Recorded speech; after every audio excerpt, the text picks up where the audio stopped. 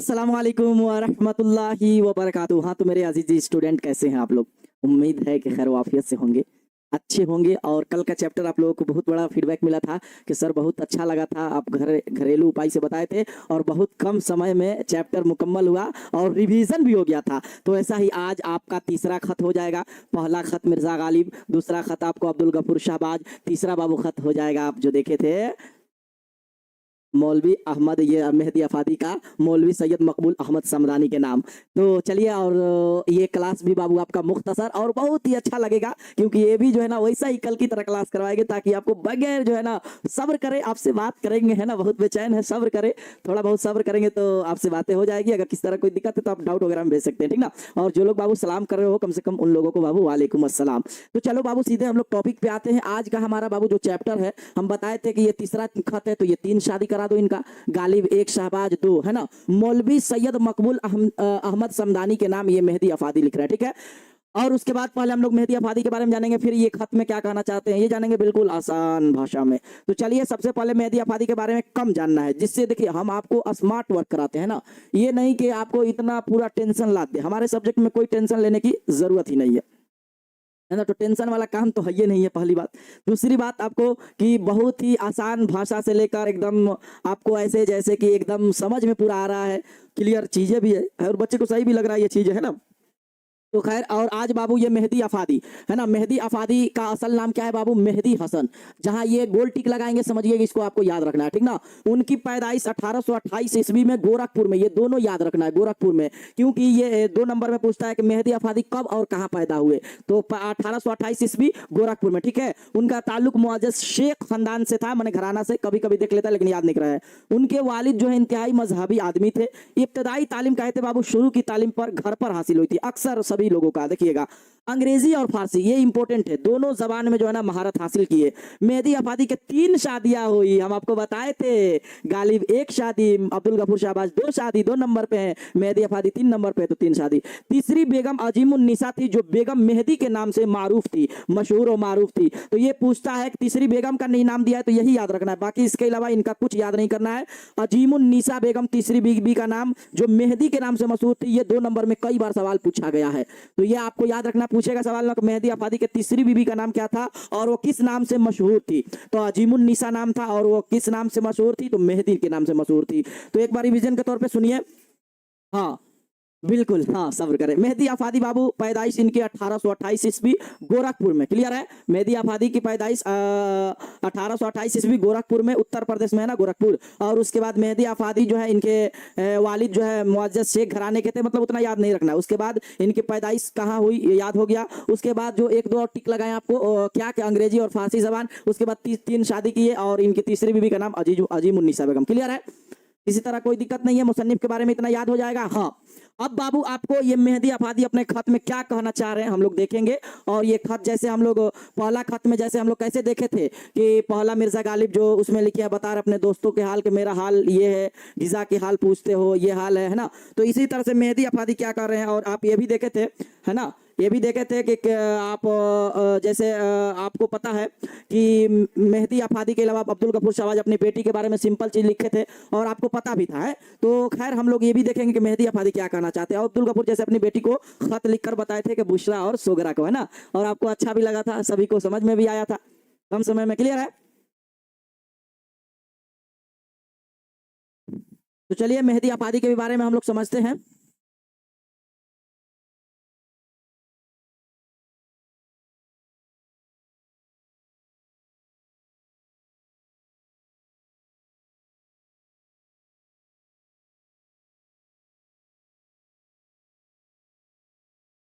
आगे की ओर बढ़ेंगे बाबू, हम लोग कंटिन्यू करेंगे।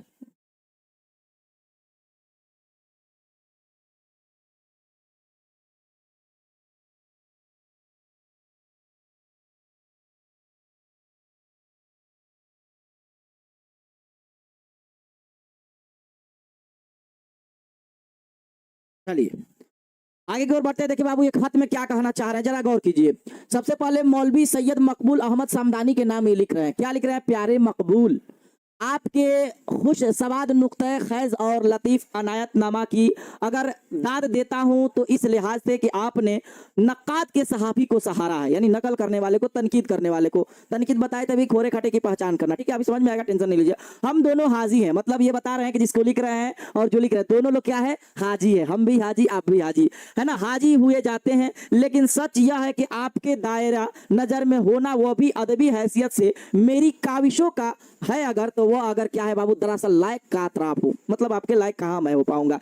एक ऐसा कीमती सिला है जिससे दुनिया का बड़े से बड़ा मुसन्निफ भी मुस्तगनी नहीं हो सकता है। मैं तो सिर्फ हाशिया नशीनों में हूँ भाई। याद अयाम से आपने मेरे दिल पर चोट लगाई, अब वो पहला सा जोबन कहाँ, वह कहाँ कहाँ कसाओ और रख रखाओ। मतलब ये बताने की कोशिश कर रहे हैं कि देखो दोस्त, तुम मेरे दोस्त थे पहले जैसे, अब कहाँ था, है ना, जोबन जवानी अब कहाँ है ना। आगे बढ़ेंगे तो बहुत अच्छा समझ में आएगा। कह रहे आग थे इब्तिदाए इश्क में हम, है ना, आग थे इब्तिदाए इश्क में हम, हो गए खाक इंतहा है। कह रहे हैं कि हम लोग शुरू में जो है ना एकदम इश्क का जब आग हमारे अंदर था तो हम लोगों के अंदर इश्क की तड़प थी, और दोनों हम लोग जो है ना एकदम शुरू में जवानी ऐसे था जैसे हम लोग बहुत ही एकदम हंसी खुशी से रहते थे हम दोनों, इब्तिदाए मतलब शुरू के दौर में, है ना। और कह रहे इंतहा मतलब अब कह रहे अब वो नहीं रहा, पिछली तस्वीर का एक खाका रह गया है, मतलब एक स्केच रह गया है जिसे मुश्किल से जो है ना पहचाने गया है, ठीक ना, पहचाना गया है।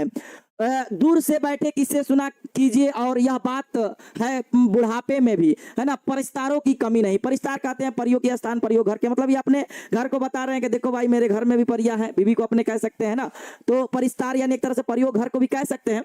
उम्मीद है कि समझ रहे होंगे। और बता रहे हैं कि पहले जैसा जोबन जवानी तो अब नहीं है, आओ कभी घर तुमको अपना परिस्तार घुमाएंगे, तुमको अपना घर घुमाएंगे, देखोगे समझोगे। इससे खुश हुआ, कैसा फर्क मुरत्तिब, यह तो बनने वालों जो है ना, बने वालों की गड़ी हुई इसलाह है।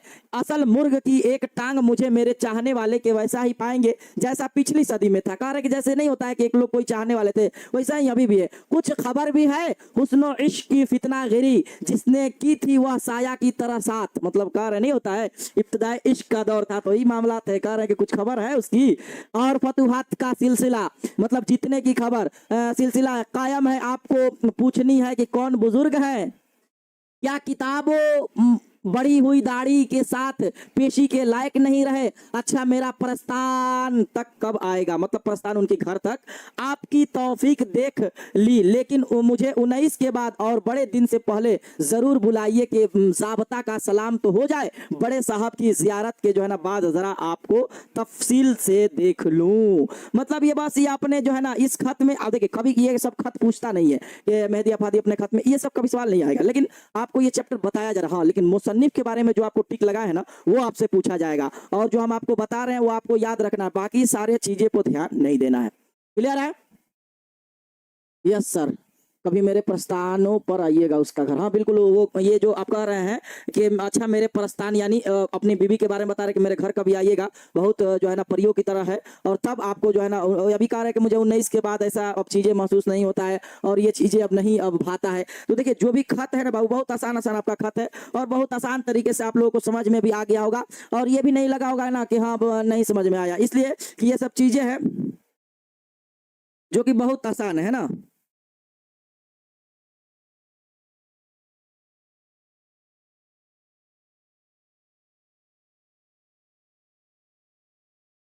चलिए आगे की ओर बढ़ते हैं और कंटिन्यू करते हैं क्लास ना।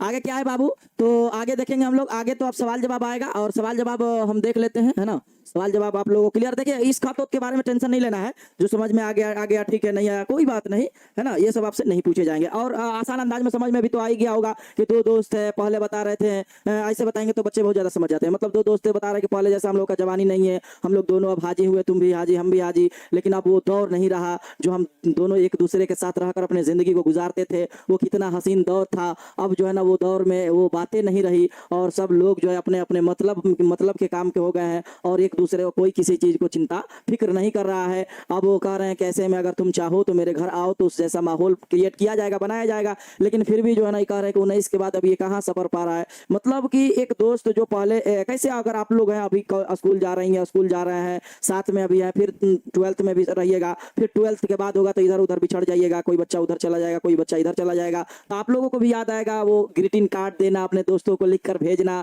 है ना, और ये बातों को लिखना, बस वही बात है ना। अब समझ गया बच्चा, तो उसको जो है ना कुछ मिसालें ऐसे ऐसे दे दीजिए, देखिए ना बहुत अच्छा से समझ जाएगा। तो चलिए किताब का सवाल थोड़ा हम ऐड कर दे, देखते हैं कि सवाल नहीं ऐड है, बच्चा कहता है ऐड कर दिया, लेकिन आपको तो किताब ऐड किए थे, है ना, किताब आपको भेजवा भी दिए थे, क्लियर है।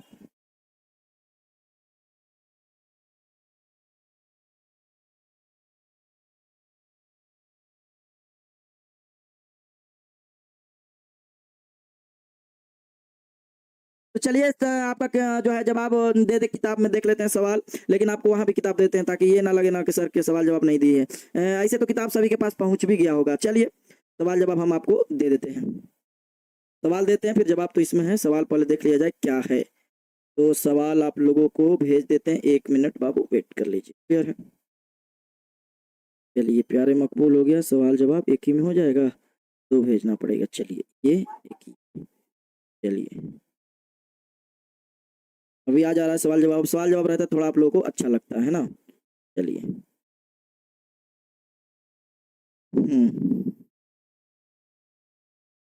चलिए अब आ गया बाबू सवाल जवाब, भी आपको ऐड कर दे रहे हैं।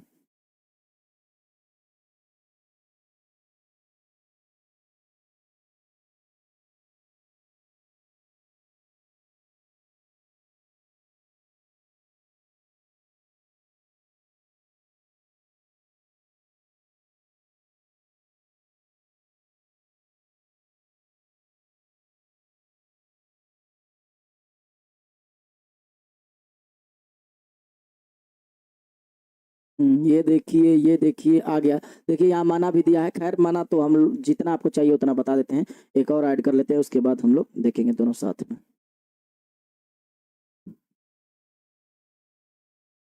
चलिए आ गया ये।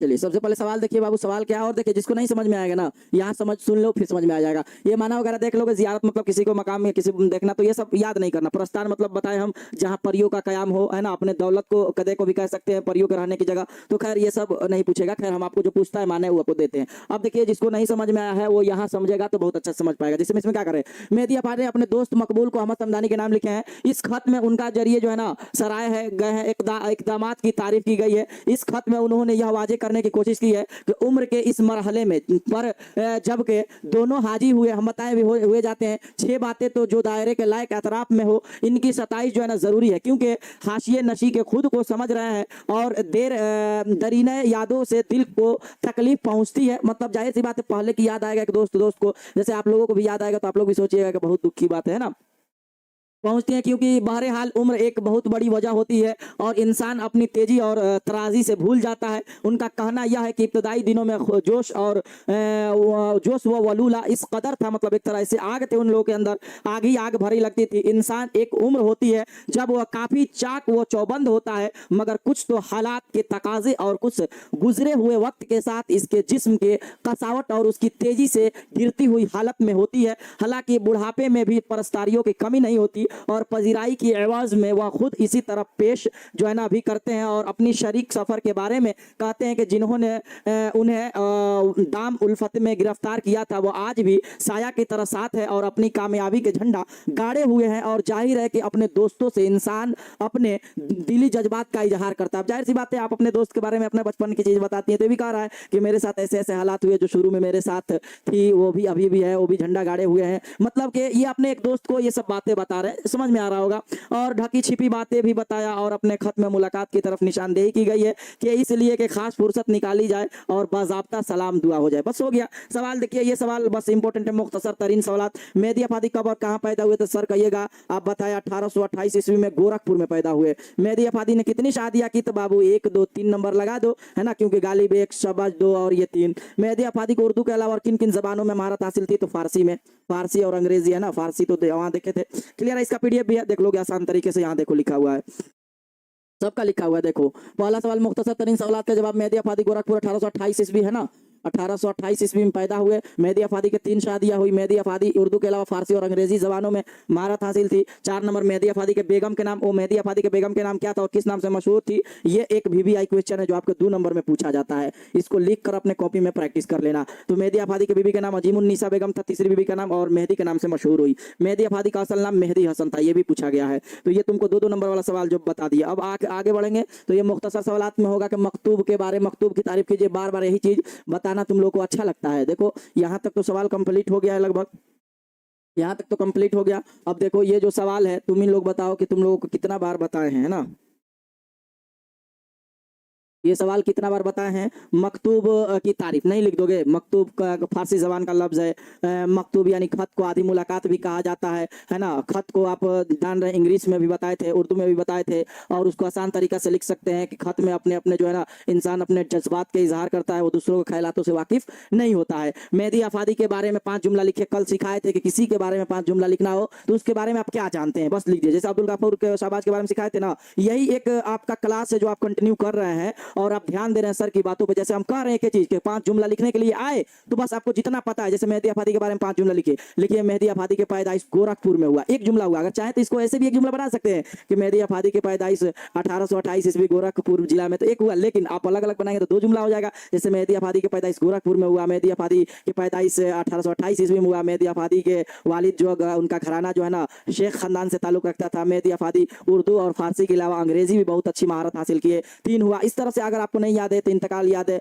फिर या और किसी की तीसरी बीबी का नाम का इनका अजीमुन्निसा बेगम था जो मेहदी के नाम से मशहूर थी। बस हो गया 5 जुमला। आपको माइंड लगाने की कोशिश करना है, रट्टा क्वेश्चन को, और ये डरना नहीं है, ठीक ना। तो ये भी लिख देंगे। मेहदी अफादी अपने खत में किसको मुखातिब किया, प्यारे मकबूल को, और क्या कहना चाहते हैं। अब बाकी सब ये जो है दर्जे जेल में मुहावरों को माने लिखिए। तो जेरो जबर होना आप जान रहे हैं क्या होता है ना। आंख दिखाना, बहुत गुस्सा होना, हथेली पर सरसों जमाना, नामुमकिन काम को मुमकिन बनाना, है ना। दर्जे जेल में अल्फाज के अजदाद बनाइए। जिस्म के क्या हो जाएगा बाबू, रूह, दुनिया के आखिरत, है ना।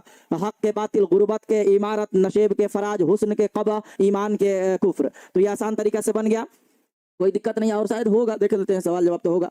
ये देखिए हमारा क्या नाम है, आप समझ के अपने से सवाल जवाब बनाइए। देखिए कितना आसान सा सवाल है। ये देखेंगे तो लगेगा कि क्या लिखिए, आप अपने मन से लिखिए ना, हम समझाए भी। दूसरा सवाल, मेहदी अफादी के बारे में 5 जुमला हम बताए भी, सब जो चीजें आप लिख सकते हैं। इब्तदाई तालीम घर पर हुई, है ना। तीसरा सवाल है मेहदी अफादी जेर निसाब में खत मौलवी अहमद सैयद मकबूल अहमद समदानी को क्या है। तो इसके आसानी के साथ आप लोग आराम से देख लिए, लिख दिए कि इस खत में ये बातें कहना चाह रहे हैं, है ना। इस खत में मेहदी अफादी उनके जरिए जो है ना सराह है कि इक़दामात की तारीफ की है। यह वाजह है करने की कोशिश की है कि उम्र के मरहले में जबकि दोनों हाजी हो जाते हैं, बातें जो एतराफ़ के दायरे में हो की है, उनकी सताइश है जरूरी है। क्लियर है।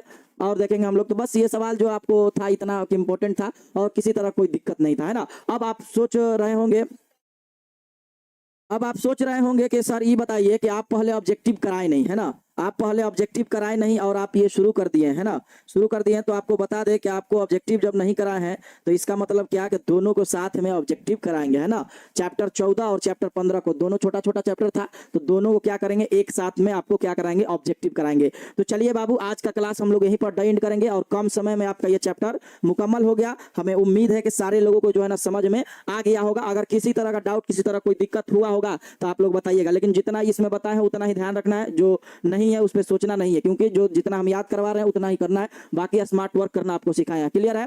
तो किसी तरह कोई परेशानी, कोई दिक्कत नहीं है, और ये सवाल भी क्लियर हो गया। चलिए, अगर किसी तरह कोई दिक्कत है, डाउट है, तो जब ऑब्जेक्टिव लाएंगे अगर उसमें डाउट में भेज दीजिएगा तो सवाल को ऑब्जेक्टिव में दोनों चैप्टर में लाके आपको बता देंगे, ठीक ना। तो चलिए बाबू, आज के लिए हम लोग यहीं पर क्लास को एंड करते हैं। आपसे बात करेंगे अभी नहीं, आज रोज़ा भी रखे हैं और कल भी रोज़ा रखना है। आज 9 मुहर्रमुल हराम है, कल 10 हो जाएगा ना, तो 9-10 को रखिए या 10-11 को रखिए, या आप 10 को भी रख सकते हैं, यौम आशूरा को। ठीक है। तो चलिए, उम्मीद है कि ये क्लास सभी को समझ में आ गया होगा, और किसी तरह कोई दिक्कत होगा तो आपके लिए बोलते हैं कि डाउट सेशन है, आप वहाँ कोई भी चीज़ सवाल पूछ सकते हैं। क्लियर है। एक का मुहावरा, एक का ज़ेरो ज़बर होना। अच्छा, कौन था।